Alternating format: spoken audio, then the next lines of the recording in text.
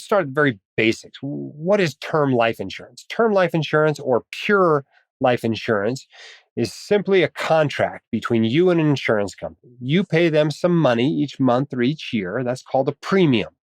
And if you do that and you happen to die during that term, they will give your designated heir a big fat lump sum of money.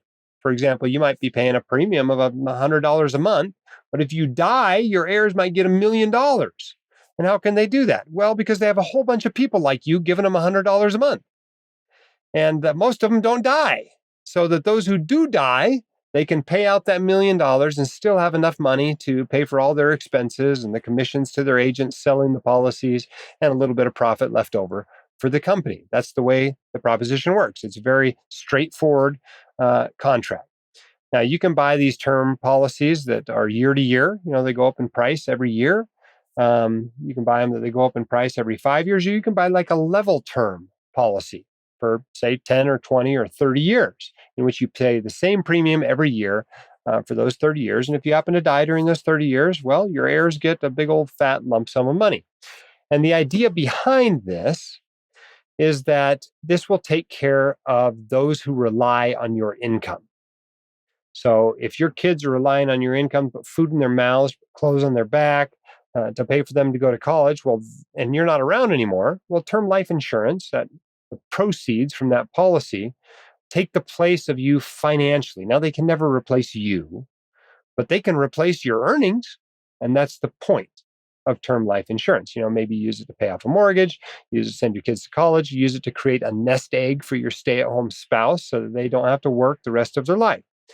But keep in mind, if that's your plan, you need a pretty big fat policy, right? Certainly 7 figures. Lots of white coat investors have $2, $3, $5 million term life policies because that's their plan. They don't want their spouse to ever have to work if something happens to them, right? So their financial life will be exactly the same with or without the doctor.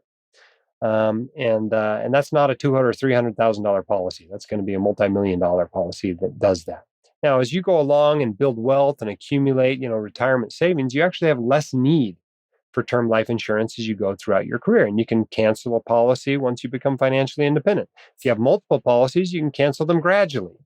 There's lots of different options you can use there because what you want is the sum of your nest egg plus your term life insurance to equal the amount you need to live the rest of your life, or your spouse or partner needs to live the rest of their life without you producing income every month. All right, so that's term life insurance. Whole life insurance is a life insurance policy that pays out no matter when you die. Right? A typical term life insurance policy is carried until you're 55 or 60 or 65, whenever you reach financial independence.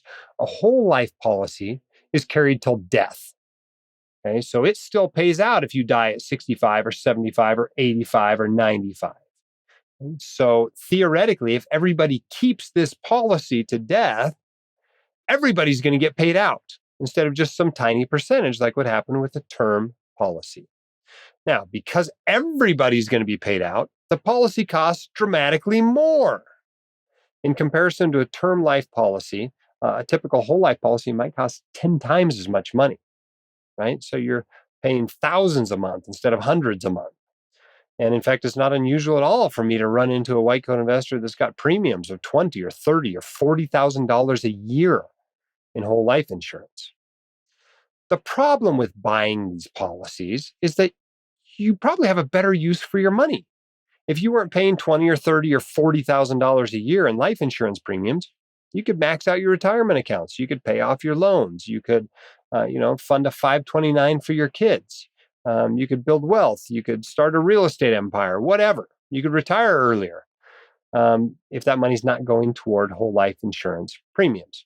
So that's the main problem with whole life insurance, is that it's just really expensive and you can't use that money for something better. And the truth is, it's generally insurance that you don't need, right? If you're becoming financially independent at 55 or 60 or 65 years old, you dying at 72 is not a financial catastrophe for your family.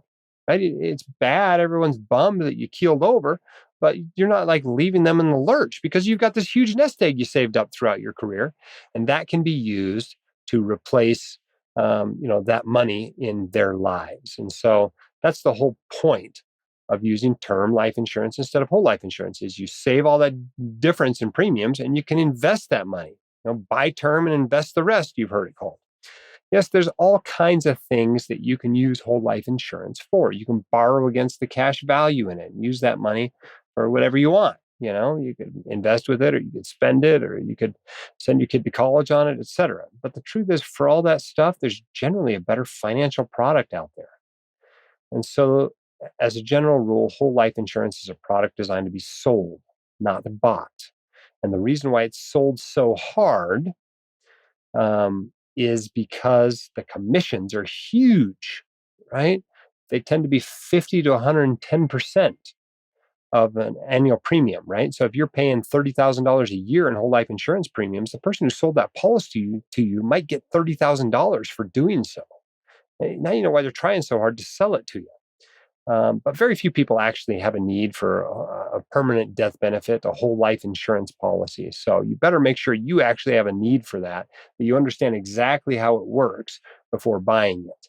Most people don't need it. I would say fewer than 1% of white coat investors have a need for whole life insurance.